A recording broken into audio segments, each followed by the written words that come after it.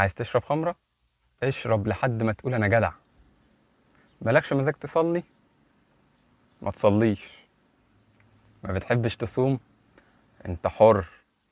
وانت يا ستي عايزة تقلعي الحجاب؟ براحتك. عيشوا حياتكم واعملوا كل اللي انتوا عايزينه، دي حرية شخصية ومحدش ليه دعوة بيكم، في النهاية ربنا اللي بيحاسب. بس أرجوكوا بلاش تحللوا الحرام عشان تريحوا ضميركم.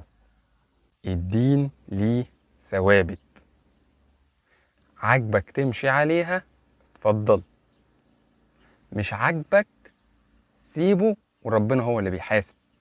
محدش هيمنعك، محدش هيجي جنبك. بس انك تشوه الدين وتحرف احكامه عشان يوافق شهواتك، لا. كلنا بنغلط، كل ابن ادم خطاء وخير الخطائين التوابون. بس لما انا ابقى عاصي واقول انا عاصي واتوب، يعني اندم على الذنب واخجل منه واطلب من ربنا التوبة والهداية، احسن 1000 مرة من اني احرف في ثوابت الدين عشان استحل المعصية وابص الاقيني بعد كده بجاهر بها بكل فخر.